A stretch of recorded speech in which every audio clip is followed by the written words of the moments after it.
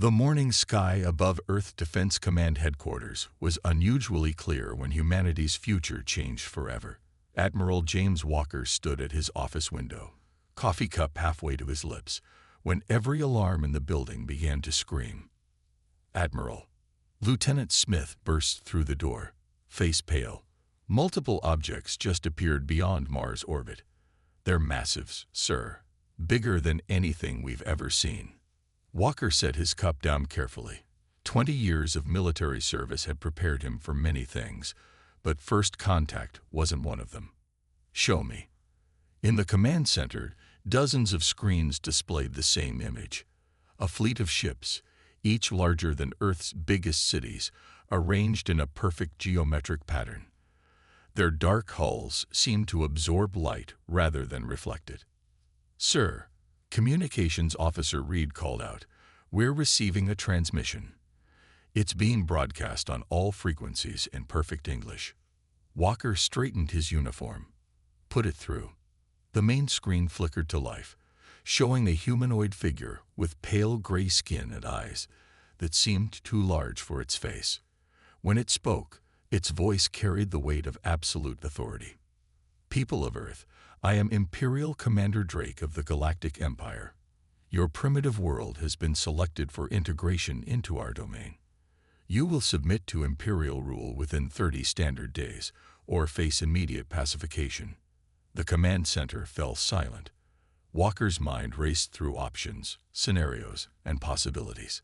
They had defenses, yes, but nothing that could match the sheer scale of the fleet hanging above their heads.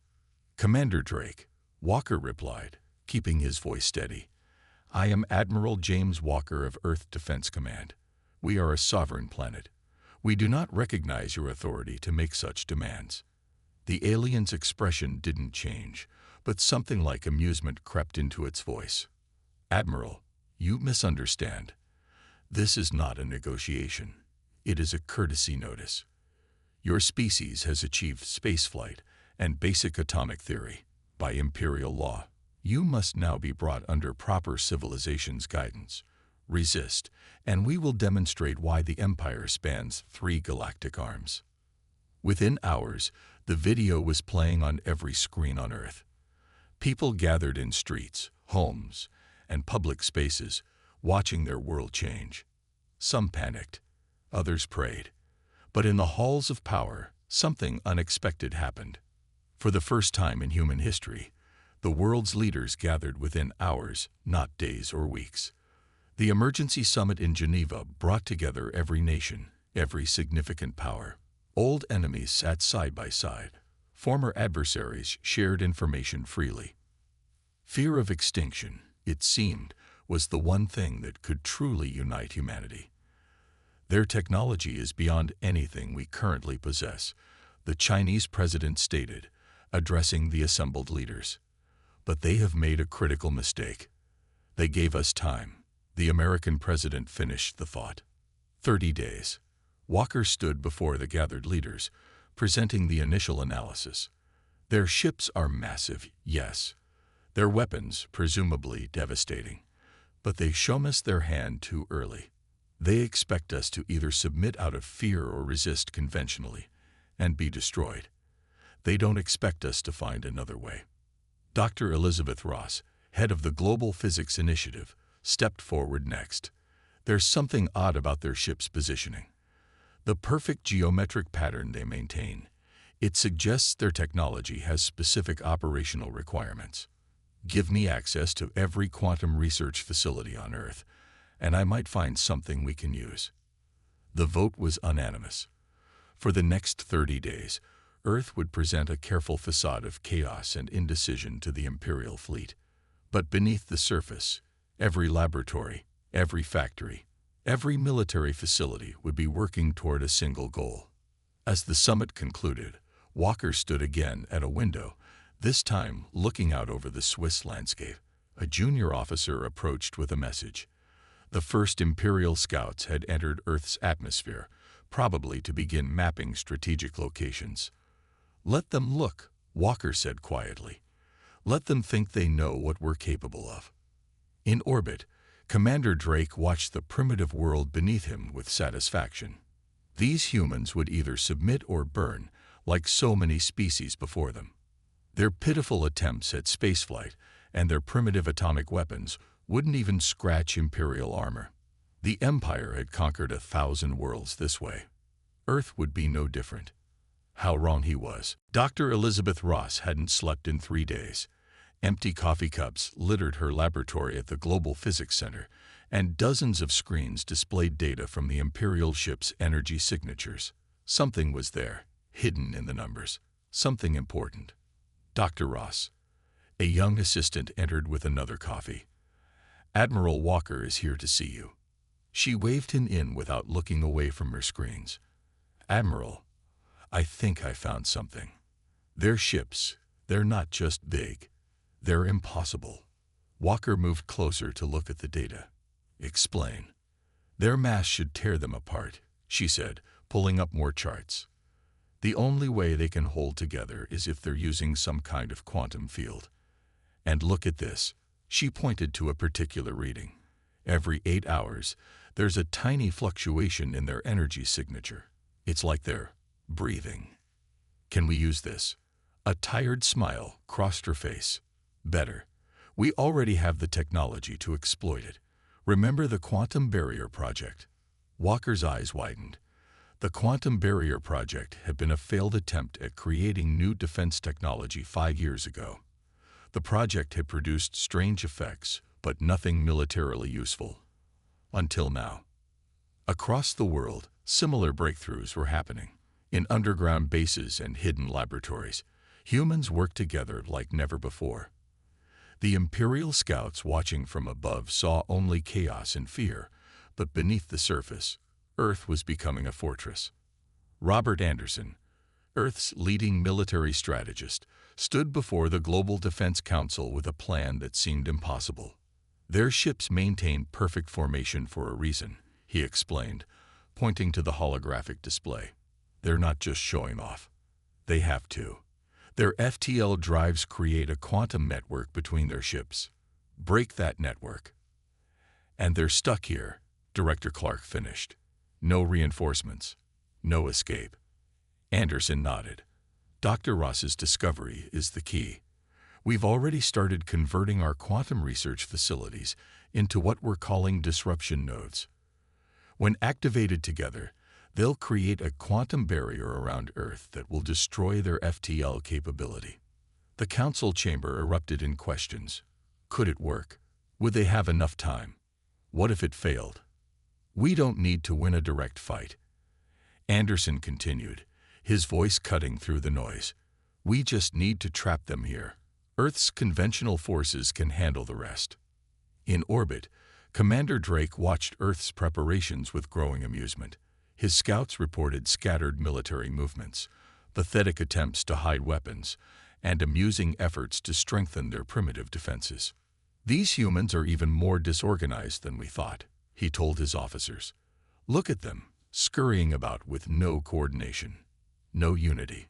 His second-in-command looked uncertain. Sir, some of our scouts report unusual energy readings from various locations. They're primitive atomic power plants, nothing more. Drake dismissed the concern. They don't even have proper fusion technology yet. Continue monitoring, but focus on mapping their military installations. When the time comes, we'll destroy their ability to resist in the first strike. Back on Earth, Dr. Ross made the final adjustments to the main quantum disruption node. 20 similar facilities around the world waited for her signal. Each one looked like a normal research facility to the Imperial Scouts, but together they formed humanity's best hope for survival. Theory is one thing, she told Walker as they watched the power readings stabilize. But we've never tried anything like this at this scale. Walker put a reassuring hand on her shoulder. The whole world is working together for the first time in history. If we're going to achieve the impossible, now's the time. Above them, the Imperial fleet maintained its perfect formation, unknowingly strengthening the very quantum network that would prove to be its undoing. 25 days remained until their deadline, and humanity was about to show the galaxy why you should never underestimate Earth. In his office, Anderson looked at the latest intelligence reports and smiled. The Empire thought they were watching Earth prepare for defeat.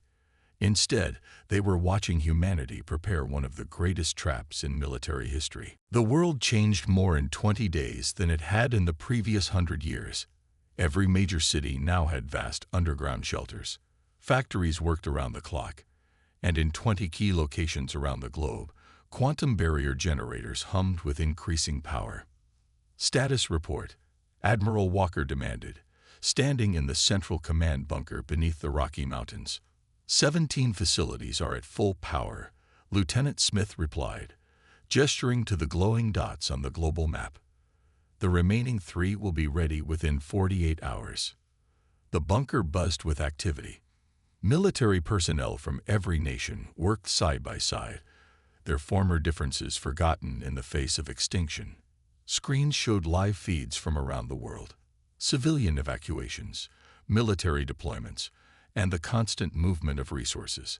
Above them, Imperial scout ships continued their regular patrols, completely unaware of what was happening beneath their sensors. In London, Dr. Ross supervised the final adjustments to the European quantum facility.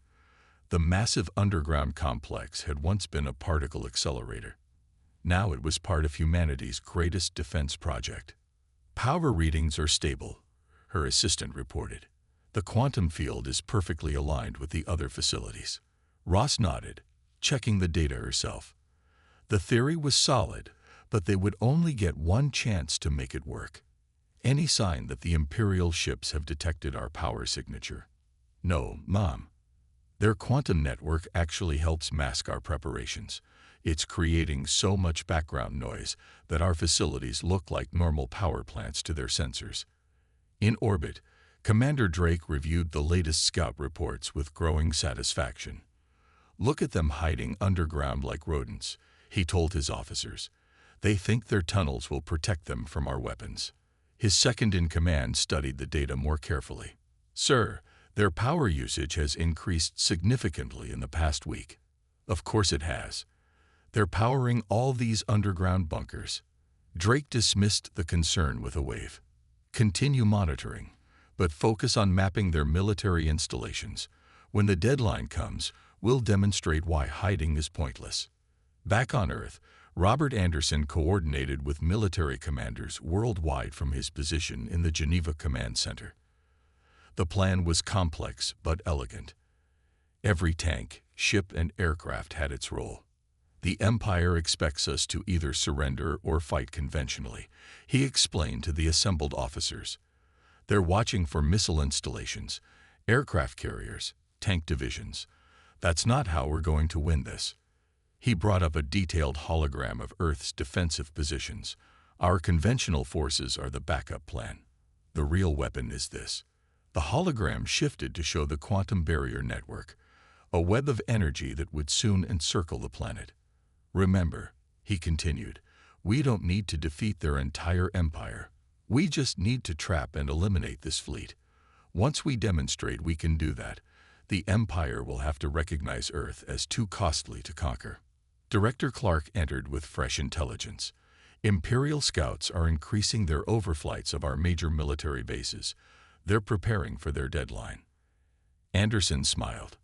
Good. Let them think they know where our strength lies. In secret facilities worldwide, soldiers trained with captured Imperial technology. Small pieces of equipment from scout ships that had ventured too close to Earth had provided valuable insights into their weaknesses. The Empire's technological advantage was vast, but their arrogance was their greatest weakness. Dr. Ross worked through another night, fine-tuning the quantum barrier network. Each facility was powerful, but they had to work in perfect harmony to create the effect they needed. One mistake, one misaligned generator, and the plan would fail. 10 days, Walker reminded her during their daily briefing. Will we be ready? Ross looked at the global readiness report and nodded. The trap is almost set, Admiral. The Empire thinks they're watching us prepare for defeat. Instead, they're watching us prepare their prison. In orbit, the Imperial fleet maintained its threatening position. its perfect formation strengthening the very quantum network that would soon be its undoing. Commander Drake watched Earth's frantic preparations with smug satisfaction, never suspecting that humanity was about to change the balance of power in the galaxy forever. The deadline arrived with the rising sun. Commander Drake stood on his flagship's bridge, watching Earth rotate slowly below. The primitive planet's 30 days were up, and no surrender message had arrived. "Begin the demonstration," he ordered. "Target their largest military installations first." The Imperial fleet moved with perfect coordination. Massive ships shifted position while maintaining their crucial formation, weapon systems charging with enough power to level mountains. On Earth, Admiral Walker stood in the primary command bunker, watching the enemy fleet's movements on the main screen. "All stations, report status." "Quantum barrier network at full power, sir," Dr. Ross replied from her station. "All 20 facilities are synchronized and ready." "Underground shelters report all civilians secured," Lieutenant Smith added. "Military forces in position worldwide." The first Imperial shots lit up the sky like new suns. Beams of energy sliced through the atmosphere, targeting what they thought were Earth's key military bases. Most hit empty buildings and abandoned bases, decoys set up in the previous weeks. Significant damage to decoy installations in North America and Asia, an officer reported. Minimal actual casualties. "They're following the exact attack pattern we predicted." Walker nodded grimly. "Let them think they're winning." Dr. Ross, status of their quantum network. "Growing stronger by the minute, Admiral.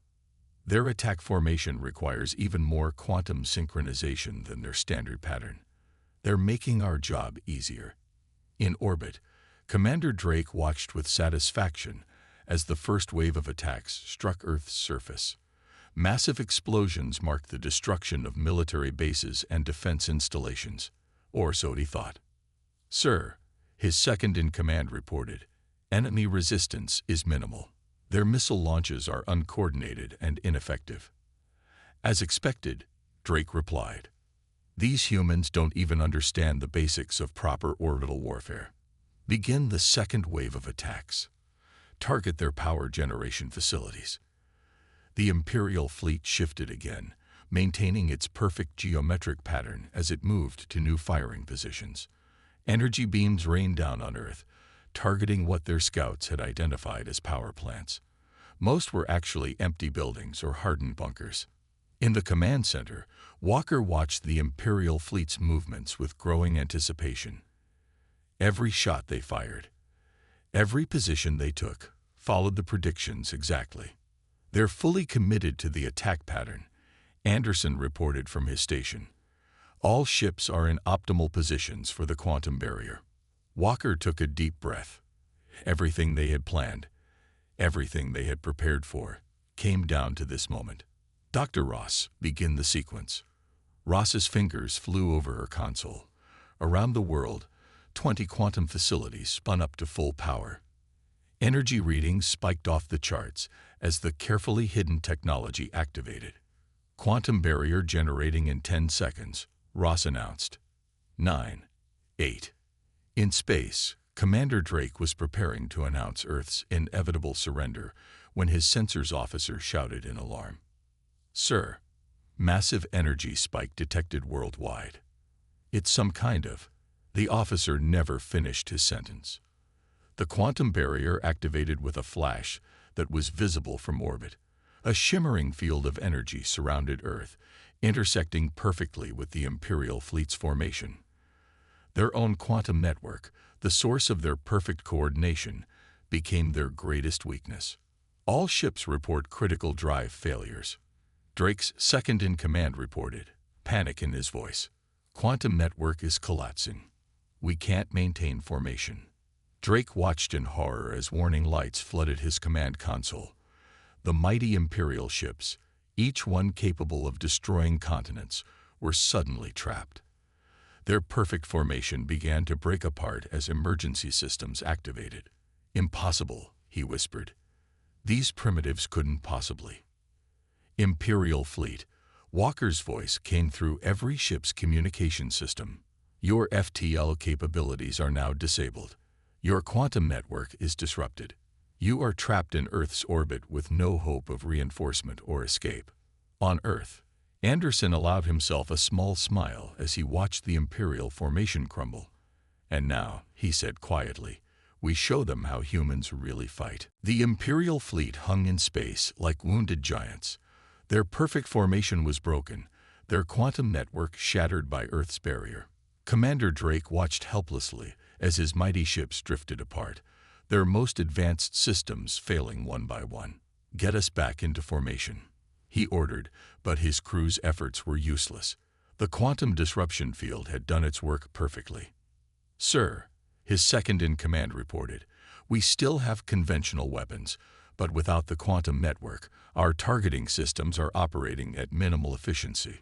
On Earth, Admiral Walker gave the order everyone had been waiting for. All forces, commence Operation Thunderbolt. The response was immediate and overwhelming. Hidden missile silos opened across the planet. Aircraft carriers that had been hiding underwater surfaced. Military bases that the Empire thought they had destroyed revealed themselves to be untouched. First wave launching now, Anderson reported from his command station. 5,000 missiles, all equipped with the quantum disruption warheads Dr. Ross designed. The missiles streaked upward, their paths carefully plotted to exploit the gaps in the Imperial fleet's now broken formation. The Empire's ships tried to shoot them down, but without their quantum network, their legendary accuracy was gone. Missile impact in 30 seconds, Lieutenant Smith announced. Enemy point defense systems operating at only 20% efficiency. In orbit, Drake watched in horror as the missiles approached. Impossible, he muttered. These primitives couldn't possibly have developed weapons that could harm Imperial ships. The first impacts proved him wrong. The quantum disruption warheads weren't designed to destroy the Imperial ships directly. Instead, they created localized fields that forced the ship's own power systems to overload. Multiple enemy vessels reporting critical system failures, Anderson reported with satisfaction. Their shields are collapsing. Moving to Phase 2. Earth's orbital defense platforms, hidden until now behind sophisticated cloaking technology, revealed themselves. They opened fire with weapons reverse-engineered from the Imperial scout ships that had ventured too close during the previous month. Dr. Ross monitored the quantum barrier's status from her station. The disruption field is holding perfectly, she reported. Their ships can't even communicate with each other properly anymore. The battle in orbit became chaos. Imperial ships, used to fighting as a perfectly coordinated force, found themselves isolated and vulnerable. Earth's smaller, more agile vessels swarmed them, targeting the weak points identified during the previous month's analysis. Enemy flagship is attempting to coordinate their forces through conventional means, Smith reported. Should we jam their communications? Walker shook his head. Let them try. They've trained so long to fight as a unified force, they've forgotten how to fight individually. That's their weakness. He was right. The Imperial ships, massive and powerful as they were, had become too dependent on their advanced technology. Without their quantum network, their crews struggled to adapt to conventional warfare. The humans, on the other hand, had been fighting as individual nations and forces for their entire history. They knew how to coordinate without perfect communication, how to adapt when plans went wrong, how to think independently in the heat of battle. Enemy vessels attempting to retreat to the outer system, Anderson reported. Their conventional drives are still functional. Not for long, Ross replied. She typed rapidly on her console, expanding the quantum disruption field. They won't escape the solar system. The barrier now extends beyond Pluto's orbit. In space, Imperial ships began to surrender one by one. Their mighty weapons were useless without proper targeting, their impenetrable shields failing without quantum synchronization. The Empire's greatest fleet was being defeated by the very primitives they had come to conquer. Commander Drake stood on his flagship's bridge, watching his fleet's destruction with disbelief. These humans hadn't just prepared a defense, they had analyzed Imperial technology, found its weakness, and exploited it perfectly. "Sir," his second-in-command said quietly, "we're receiving surrender messages from 30% of our remaining ships. What are your orders?" Drake stared at the battle displays, watching as more and more of his ships went dark or signaled surrender. The humans had done the impossible. They had found the one weakness in Imperial technology that no one had ever thought to defend against, and they had done it in just 30 days. Half of the Imperial fleet hung dead in space, their mighty engines silent. Earth's forces had surrounded the remaining ships in a perfect encirclement, a tactic that humans had perfected over thousands of years of warfare. Commander Drake stood on his flagship's bridge, watching as more distress signals lit up his tactical display. "Status report," he demanded, his voice hoarse. 47 ships lost or surrendered," his second-in-command replied. "Another 33 suffering critical system failures. We can't establish a defensive formation without the quantum network, sir." A new transmission cut through their communications. "Imperial flagship, this is Admiral Walker. Your fleet is defeated. Surrender now, and we will treat your crews with dignity according to Earth's laws of warfare." Drake's fists clenched. The thought of surrendering to primitives was unbearable. "Prepare all remaining ships for maximum weapons discharge. If we're going to fall, we'll take as many of them with us as we can." On Earth, the command center tracked the energy buildup in the Imperial ships. Dr. Ross analyzed the readings with growing concern. "They're overloading their main reactors," she reported. "If those ships explode in orbit..." Walker understood immediately. The explosion would devastate Earth's surface, even if they won the battle. "All ships, pull back to safe distance. Director Clark, prepare to extend the quantum barrier." But Anderson saw something in the tactical display that made him smile. "Admiral, look at their formation. They've made another mistake." The remaining Imperial ships had gathered close together, trying to combine their firepower for one final attack. Without their quantum network, they didn't realize they were now perfectly positioned for Earth's trap. "Dr. Ross," Walker said, "can you create a localized quantum pulse?" Ross's fingers flew over her console as she understood the plan. Yes. A focused burst would create a cascade failure in their reactors, forcing an emergency shutdown. "They'll have to either vent their power cores or surrender," Walker finished. "Do it." The quantum barrier shifted, its energy focusing on the clustered Imperial ships. The effect was immediate and devastating. Warning alarms blared throughout the Imperial fleet as their reactors began to overload. "Power systems critical," Drake's engineering officer shouted. "We have to vent the cores or they'll explode." Drake watched helplessly as his ship's power readings spiked into red zones. The humans hadn't just defeated them. They had turned the Empire's greatest weapons into a liability. "Imperial Commander," Walker's voice came again. "Your reactors will breach in 3 minutes. Vent your cores and surrender, or be destroyed by your own weapons. The choice is yours." In the command center, Anderson watched the tactical display intently. "They're trapped, sir. If they vent their cores, they'll be powerless. If they don't, they'll destroy themselves." One by one, Imperial ships began emergency core vents, their mighty reactors powering down to prevent catastrophic failure. Streams of plasma lit up space like artificial auroras as the most powerful fleet in the galaxy was forced to disarm itself. "Sir," Drake's second-in-command said quietly, "we have to make a decision. 2 minutes until reactor breach." Drake stared at the tactical display, his mind racing. Everything he knew about warfare, about Imperial superiority, about the proper order of the galaxy, had been proven wrong in a single battle. "Imperial flagship," Walker called one last time. "What is your decision?" Drake closed his eyes. A lifetime of Imperial doctrine, warred with survival instinct. In the end, survival won.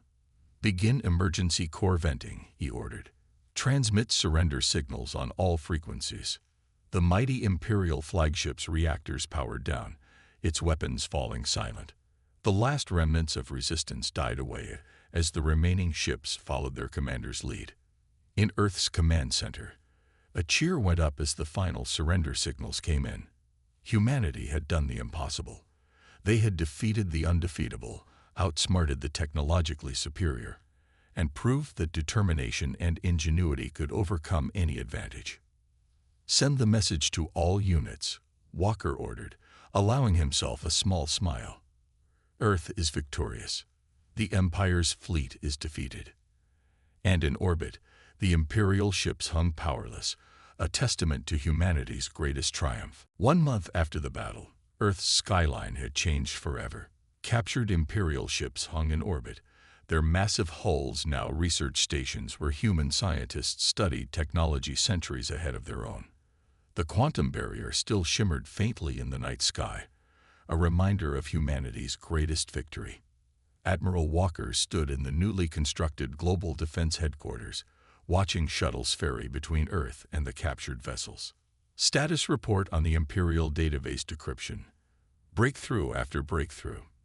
Dr. Ross replied, excitement clear in her voice. Their technical database is enormous. We've already learned more about quantum physics in the past month than in the last 50 years.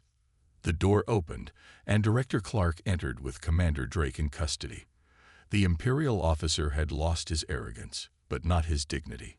2 armed guards flanked him as he faced the humans who had defeated his fleet.